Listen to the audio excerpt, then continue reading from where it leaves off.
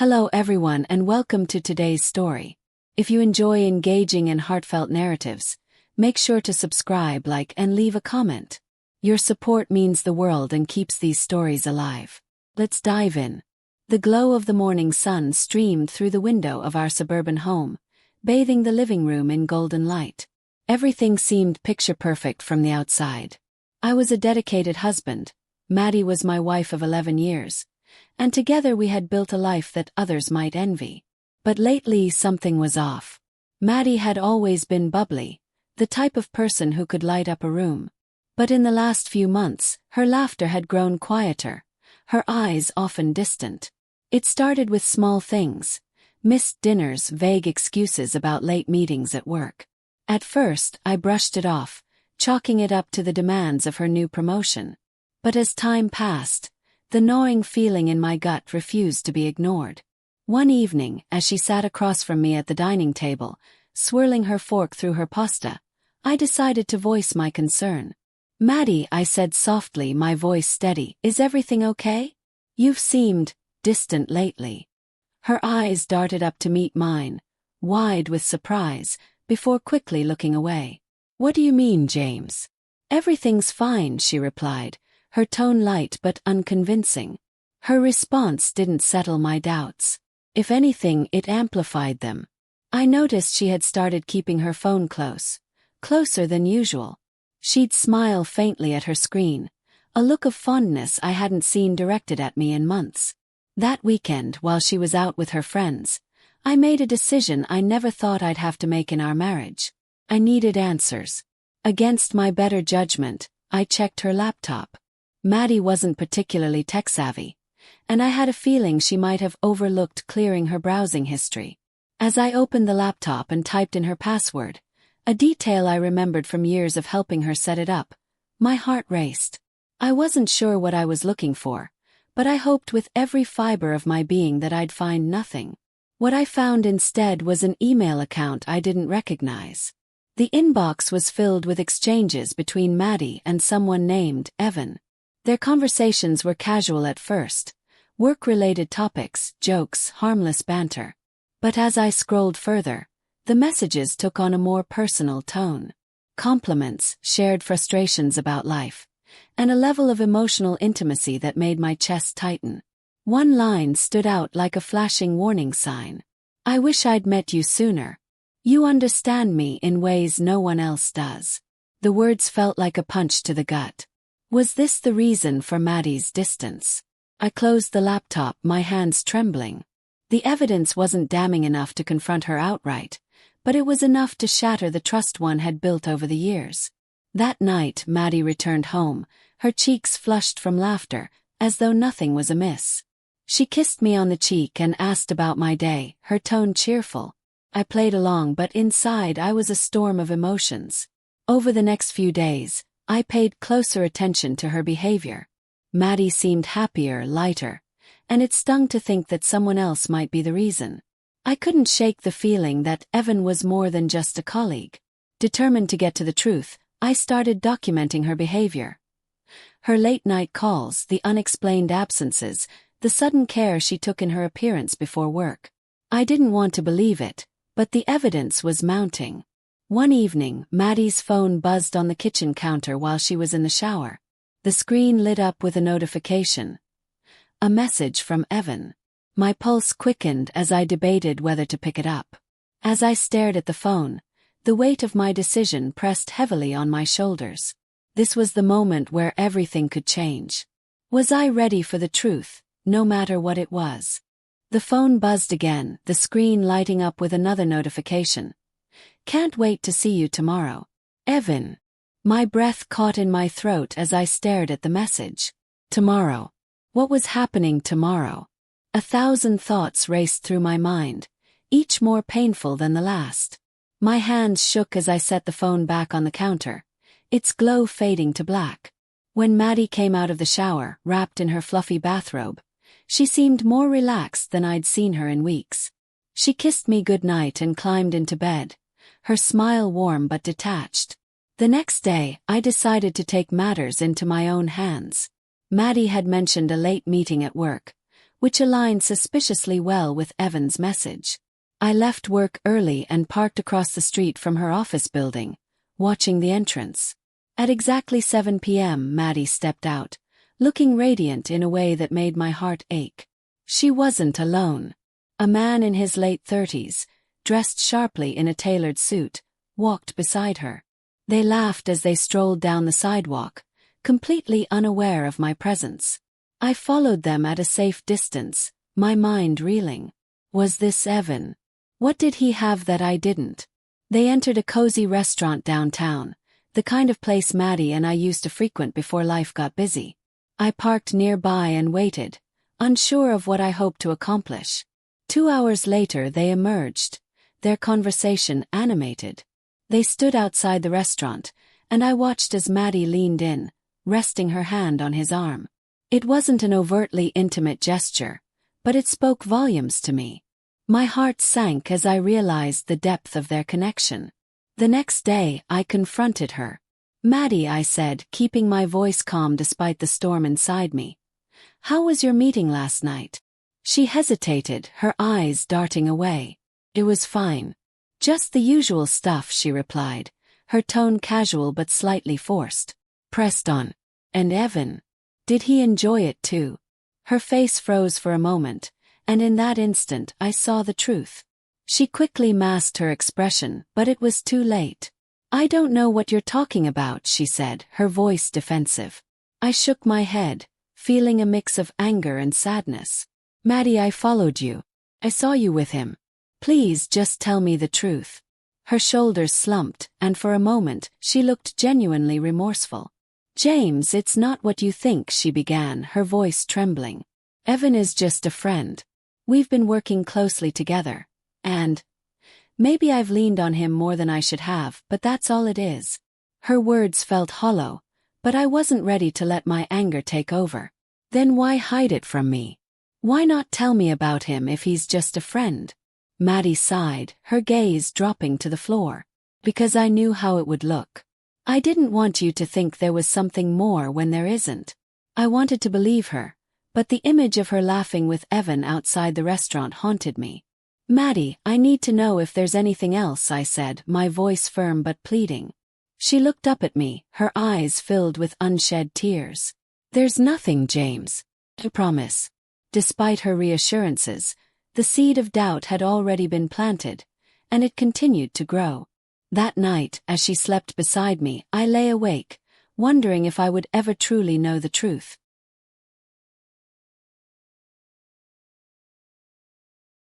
The next few days were a blur of uncertainty and quiet tension. Maddie acted as though nothing had happened, smiling and chatting as if she hadn't just been confronted about her relationship with Evan. I, on the other hand, was spiraling.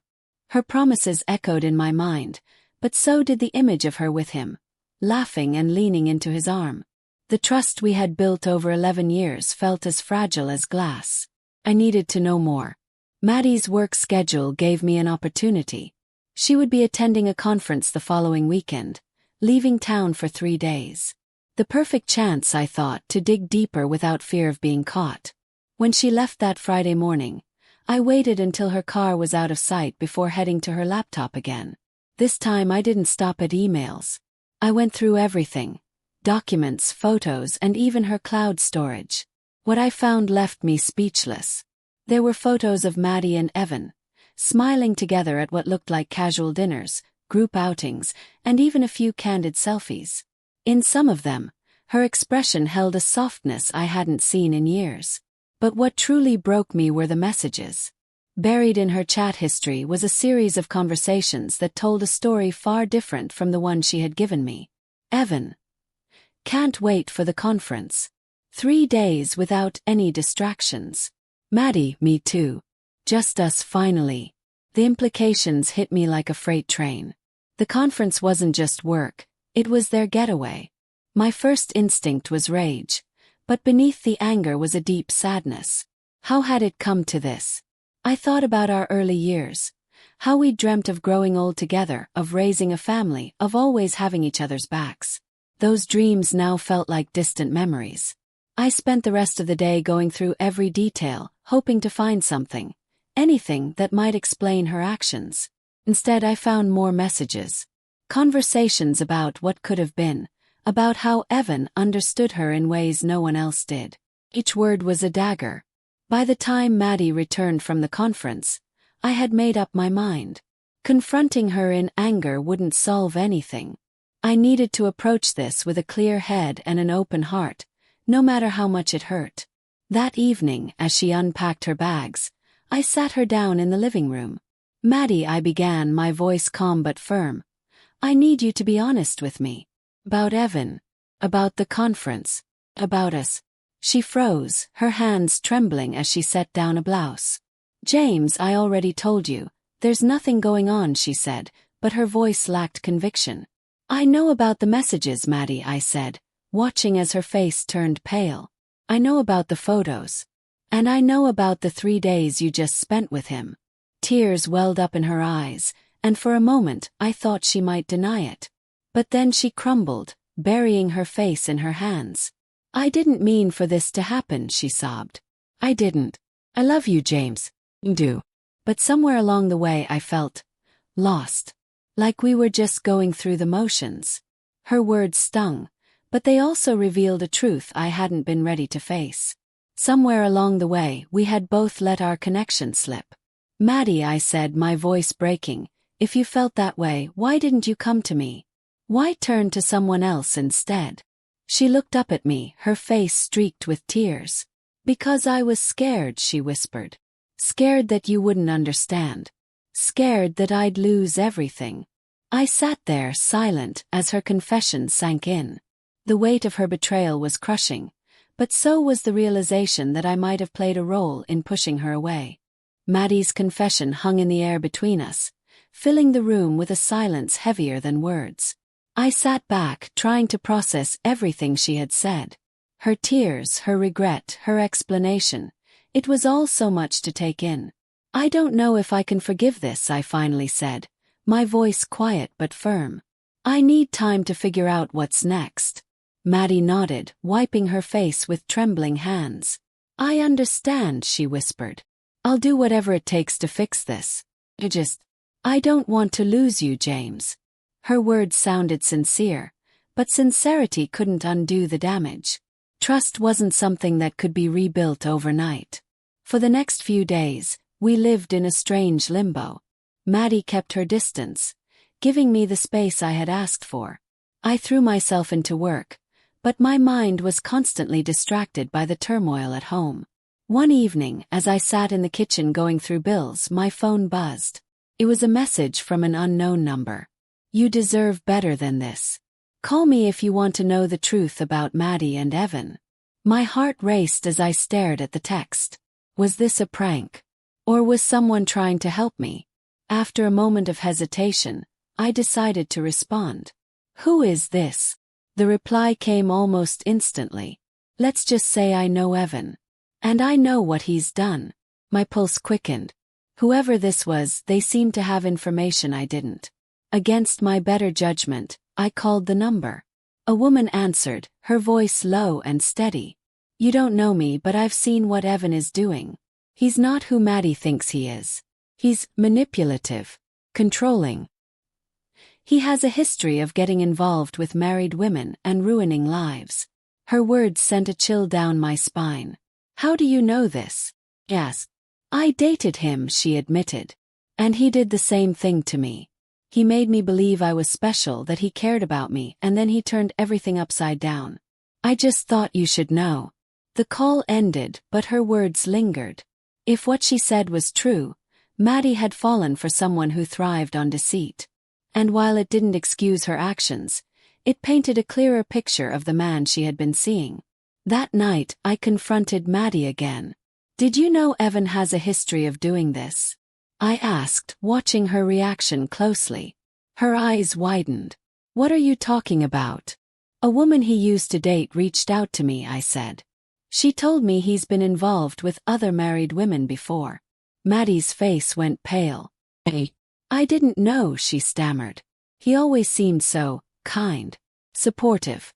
"Maybe to you," I said, my voice sharp. "But this isn't just about him, Maddie. This is about us. About the choices you made. She nodded, tears welling up again. I was wrong, James.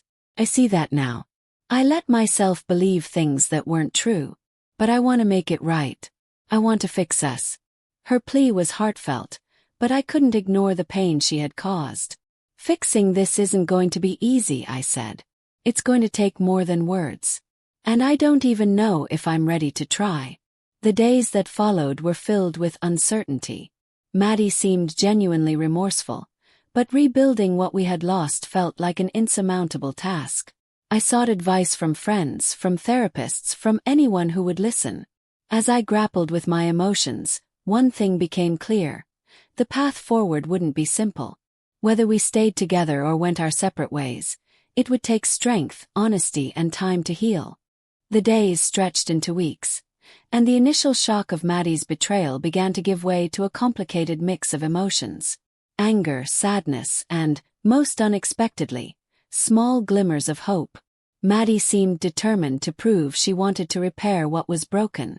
She started by writing me a letter, a long, heartfelt apology that went beyond the surface.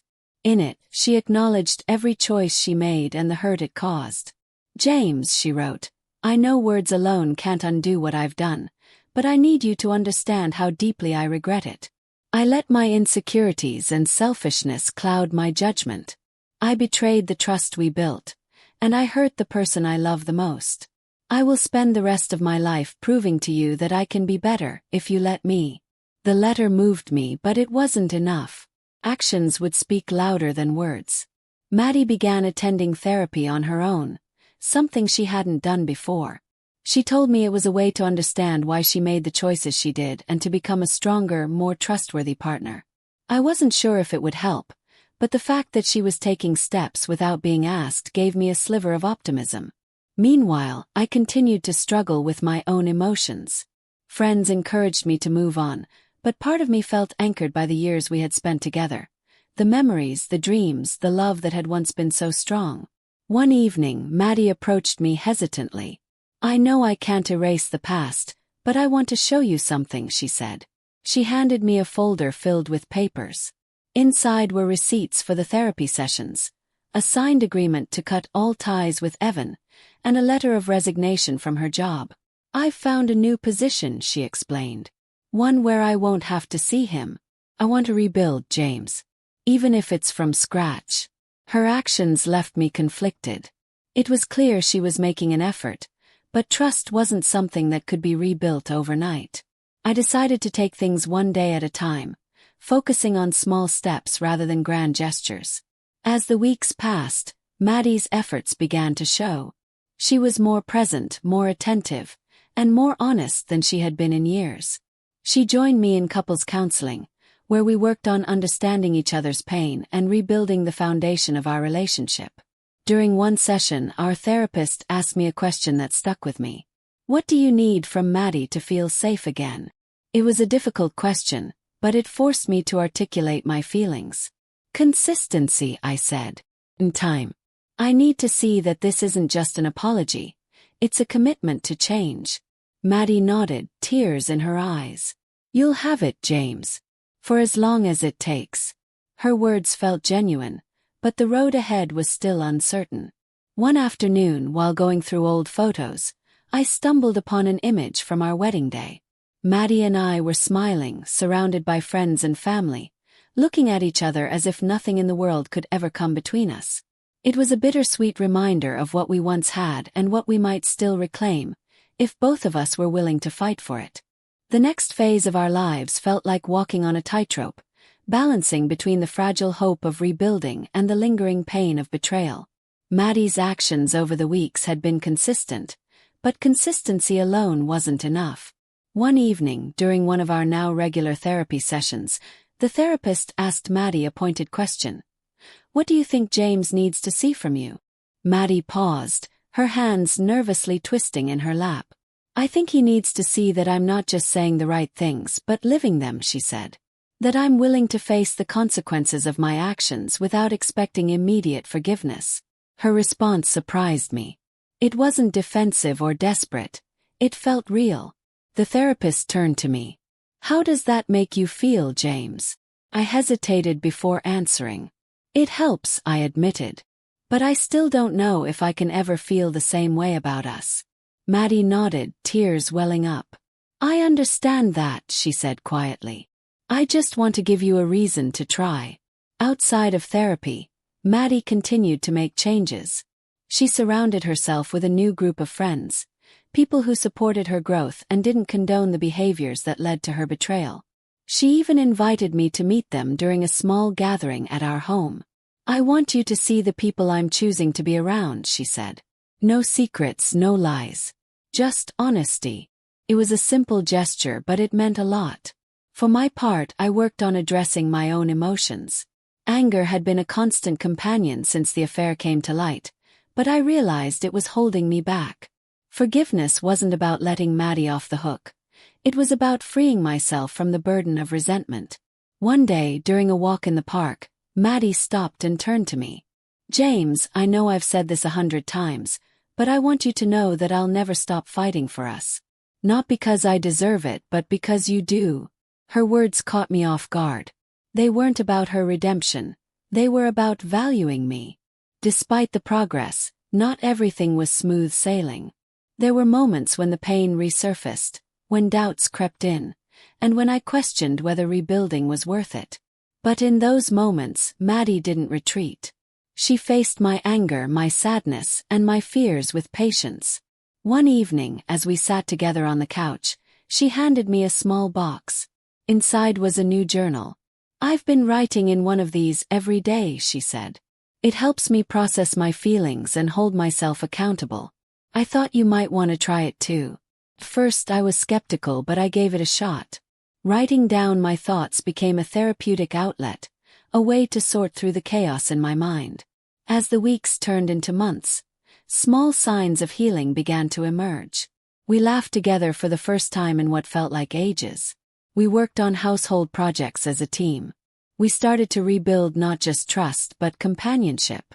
But the biggest breakthrough came during a trip to visit Maddie's parents. It was the first time we'd faced her family since the affair, and I was apprehensive. To my surprise, Maddie didn't shy away from the topic. She addressed her actions openly, apologizing not only to me but also to her family for the pain she had caused. Her honesty and humility left me speechless. It was clear that she wasn't just trying to win me back. She was committed to becoming a better person, regardless of the outcome. The road to healing was far from over, but for the first time, I felt a glimmer of hope that we might find our way back to each other. As the months unfolded, I began to notice something that had been missing for years. Maddie was showing me the same level of dedication and transparency that I had once given her. But the shadow of the past still loomed large, and I knew we couldn't move forward until we truly confronted it. Our therapist suggested a joint session where Maddie would recount the details of her actions, not to reopen wounds, but to close the door on secrets. It was a painful idea, but I agreed, knowing that transparency was necessary for rebuilding trust. The session was intense. Maddie spoke openly, her voice trembling as she described the choices she made and the moments when she knew she was crossing boundaries. I convinced myself that it was harmless, she admitted, tears streaming down her face. But deep down I knew I was betraying you. I just didn't want to face it. Hearing the details was like reliving the betrayal, but it also brought clarity. There were no more half-truths or hidden motives. Everything was out in the open. I'm sorry for every lie, every moment I put my selfishness before you, Maddie said, looking directly at me. You deserved so much better, and I'll never forgive myself for not being the partner you needed. For the first time, I saw the full weight of her remorse. It didn't erase the pain, but it made me believe she was truly committed to change. Outside of therapy, Maddie and I began to rebuild our daily routines. We started going for evening walks together, a simple ritual that gave us a chance to talk without distractions. One evening, during one of these walks, Maddie turned to me and said, "James, I know I can never undo the hurt I caused. But if there's anything I can do to help you heal, please tell me." Her willingness to listen and adapt made a difference. I realized that forgiveness wasn't about forgetting, It was about choosing to move forward despite the pain. Our progress was tested when Maddie received an unexpected message from someone connected to her past. Evan. He had reached out to apologize and offer closure, but Maddie showed me the message immediately. "I don't want anything to do with him," she said firmly. "I just wanted you to know so there are no secrets between us." Her honesty in that moment solidified the trust we were slowly rebuilding. She blocked him without hesitation, showing me that her priorities had truly shifted. As we continued to navigate this new chapter, Maddie surprised me with an idea: a vow renewal ceremony. "I want us to start fresh," she said. "Not to erase the past, but to honor the commitment we're making to move forward." First, I wasn't sure. The idea felt premature, as if we were trying to put a bow on a wound that hadn't fully healed. But Maddie was patient, giving me the space to decide on my own terms. Eventually I agreed, not because everything was perfect but because we were both willing to fight for what we had left. The small ceremony was simple and intimate, attended only by a few close friends and family members. As Maddie and I exchanged new vows, I felt a sense of closure. We were still healing, but we were doing it together. For the first time in a long time, I felt a sense of peace. The vow renewal ceremony marked a turning point, but it wasn't a magic fix. Rebuilding trust was still an uphill battle, and I often found myself wondering whether forgiveness was truly possible. Maddie, however, continued to prove her dedication, not just through words but through consistent actions. One day, while sorting through some old papers in the attic, I found a box of mementos Maddie had kept. Among them was a letter she had written but never given me. The letter was dated shortly after her affair ended.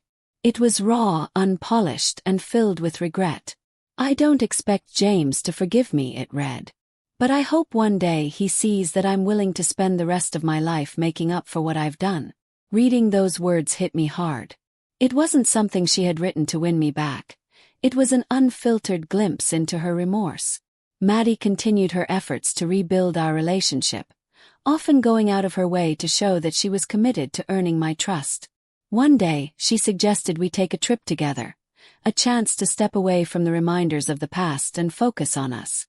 "I don't want to sweep anything under the rug," she said. "But maybe a change of scenery could help us reconnect."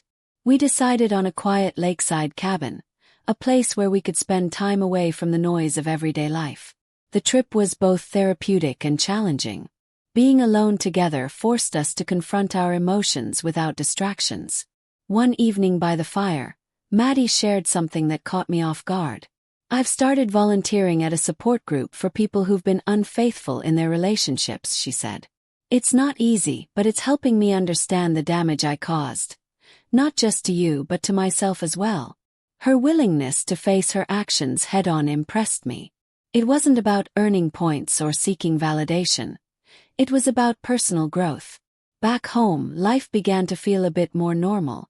Maddie and I found ourselves laughing more, sharing stories, and rediscovering the small joys we had once taken for granted. But the journey wasn't without setbacks. There were moments when old wounds reopened, when a stray comment or a lingering thought brought the pain rushing back. In those moments, Maddie didn't shy away. She listened, reassured me, and reminded me that healing wasn't linear. "I know I can't erase what I did," she said one evening. "But I'll keep showing you every day that I'm here for the long haul." One of the biggest milestones came when I found myself opening up to Maddie about my own vulnerabilities.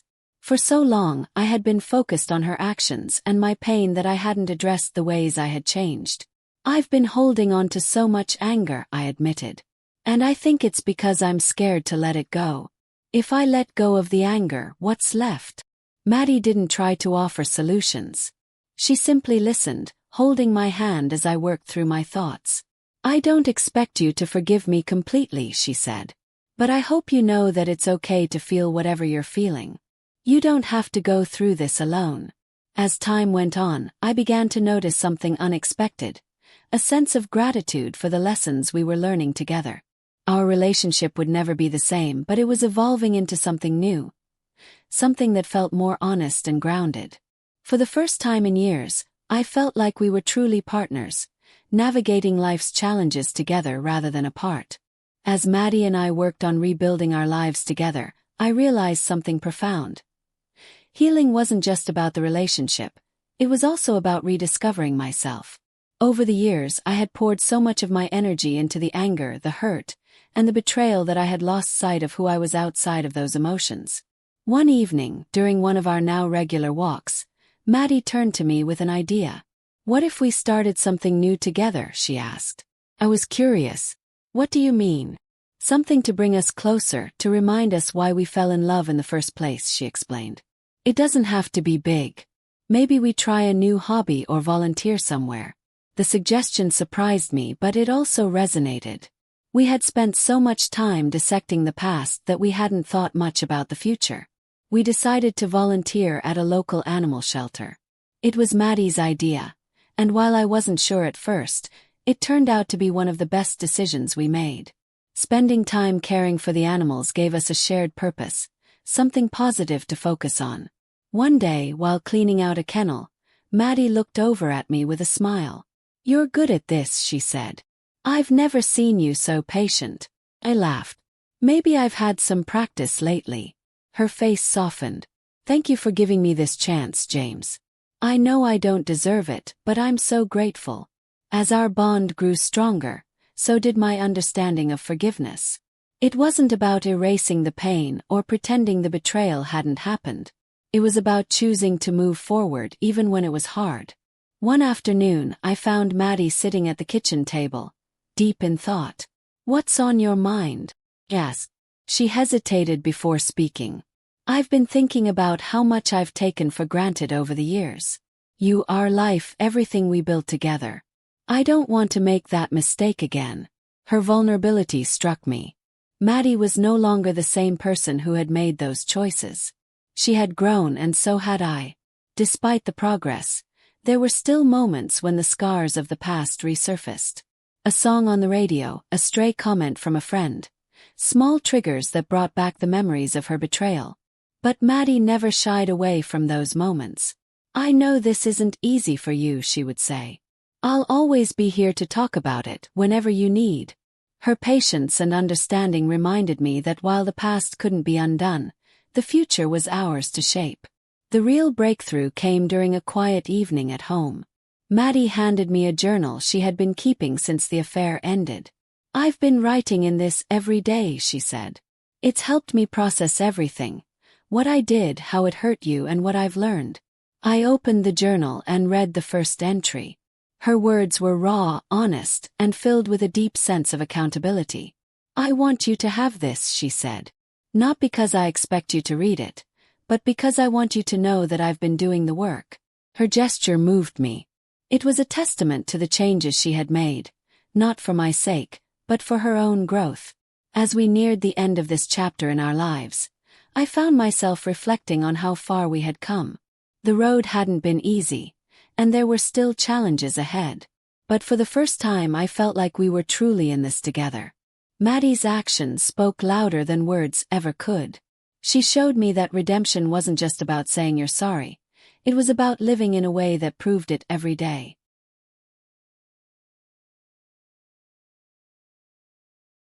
The air was different now, lighter somehow.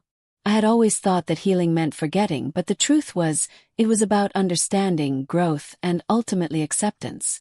Maddie and I had faced one of the darkest challenges in our lives together, and while there were scars, there was also a new appreciation for what we had and what we could still build.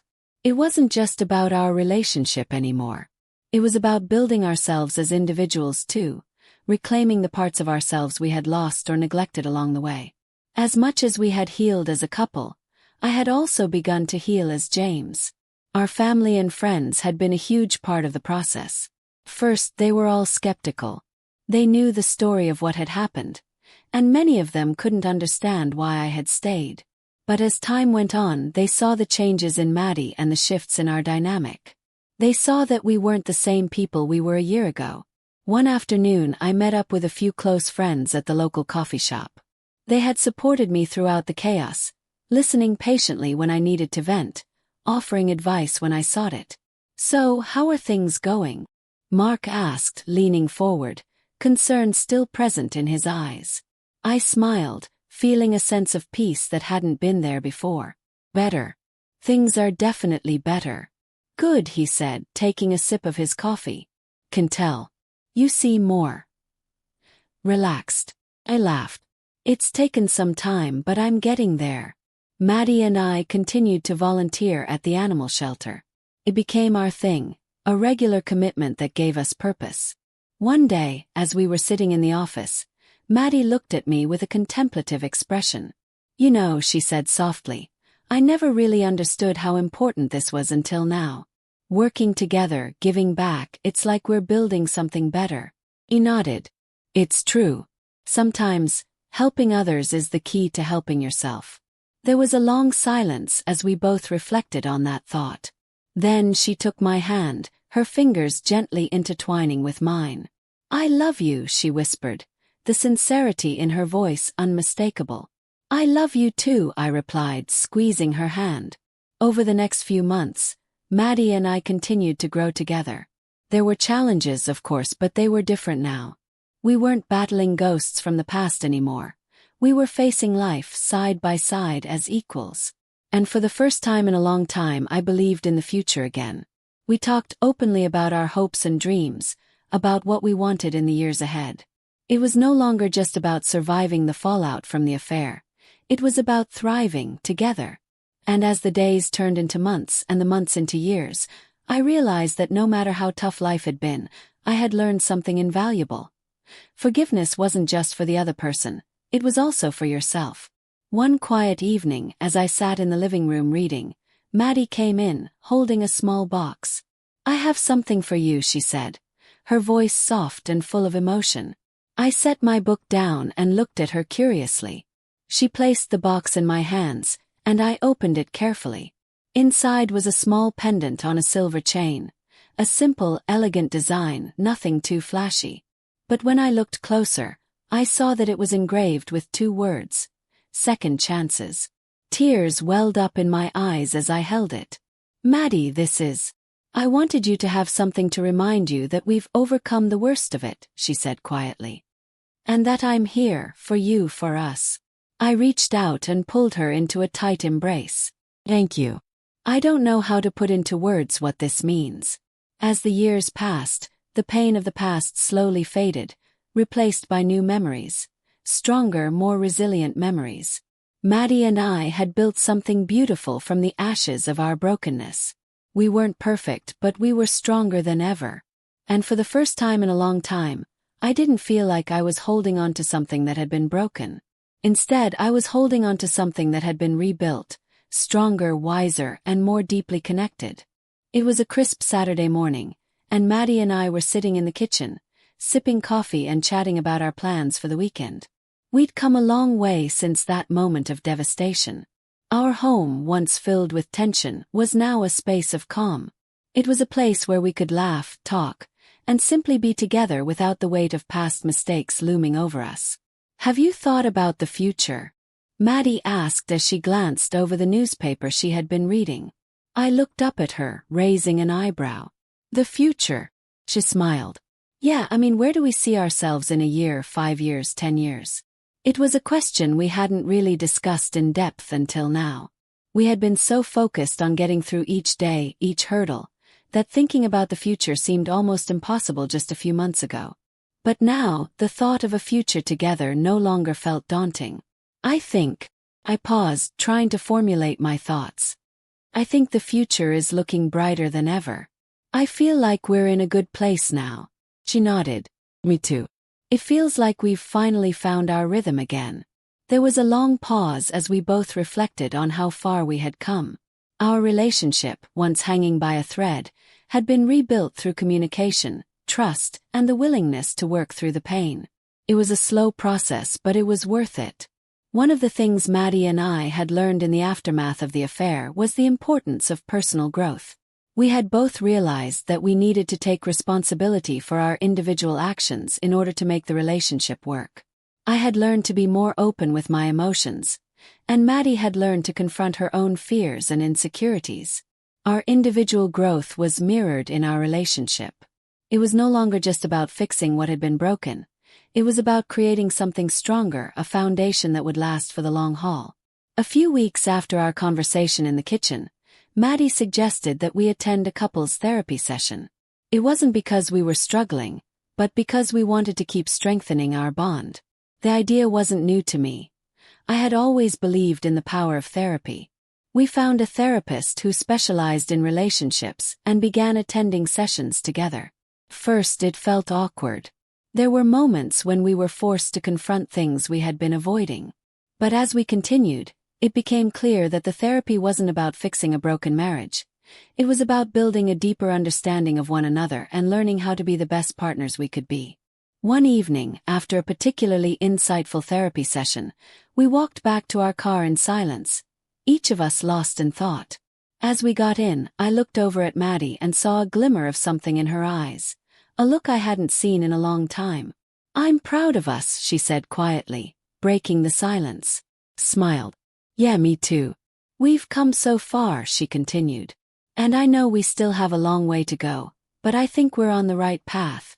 "We're doing this together," I replied, squeezing her hand. It was simple, but it felt like a promise. We had faced the hardest part of our journey, and now we were ready to build the future we both wanted. As the months passed, life began to settle into a new normal. Maddie and I continued our therapy sessions, and we made an effort to spend quality time together, doing the things we loved. We traveled more, explored new hobbies, and started to dream again, this time with the understanding that we were in it together.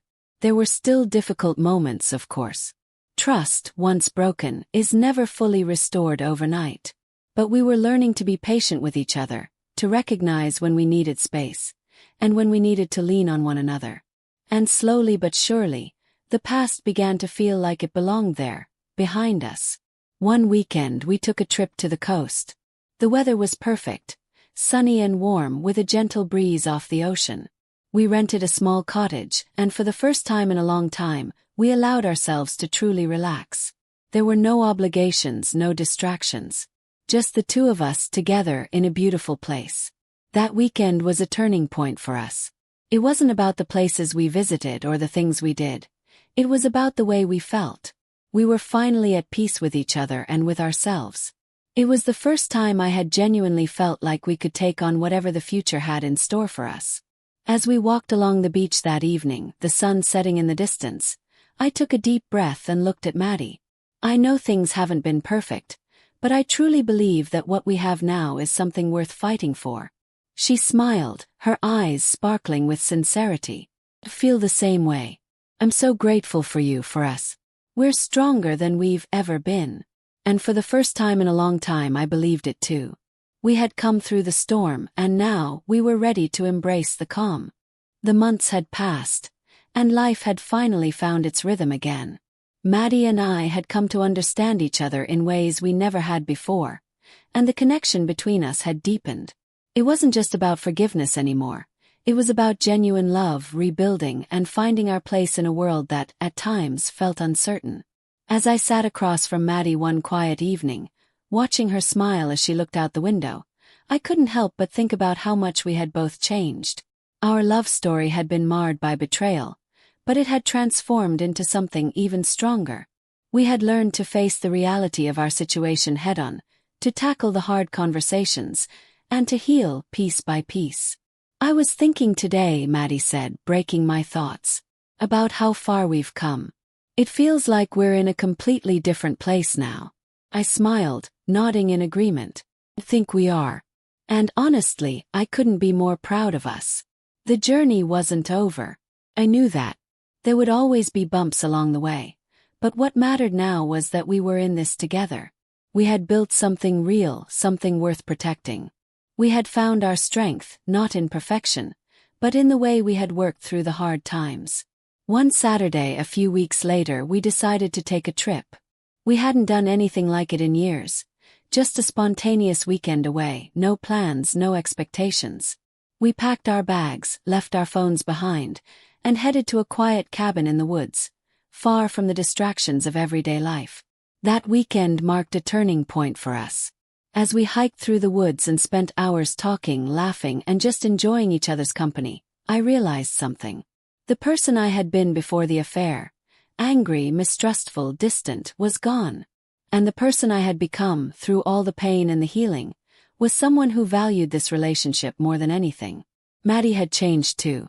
She had become more aware of her own emotional needs, learning to communicate and to understand not only me but herself in a way she never had before. Our time away together reminded me of why I fell in love with her in the first place. On the drive back home, we talked about our future again, this time with hope instead of fear. We talked about traveling more, having a family, and creating new memories. We didn't know exactly what the future held, but we were no longer afraid of it. We knew we could handle whatever came our way, as long as we had each other. I looked over at Maddie, who was smiling contently.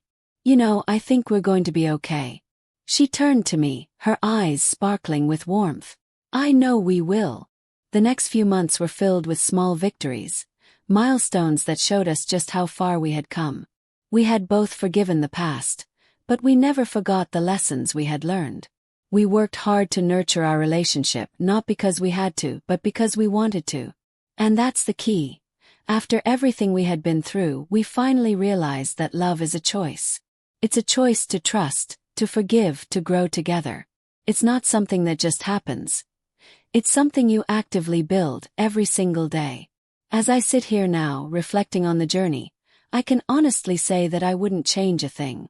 The pain we went through opened our eyes to the importance of communication, honesty, and mutual respect. We both understood, perhaps more deeply than ever, that love is not just a feeling, it's an action. Maddie and I have found a new beginning, one that wasn't born out of perfection but out of hard work and a shared commitment to each other. And every day we continue to build on that foundation, brick by brick. This story, our story, is not just about betrayal. It's about resilience, the strength to rebuild, and the power of forgiveness.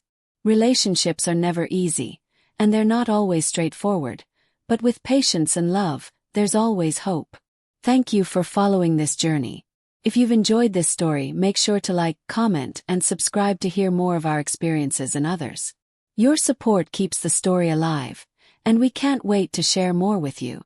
Remember, no matter how difficult the path may seem, with love and effort, any relationship can heal and grow. Stay strong and keep believing in the power of love.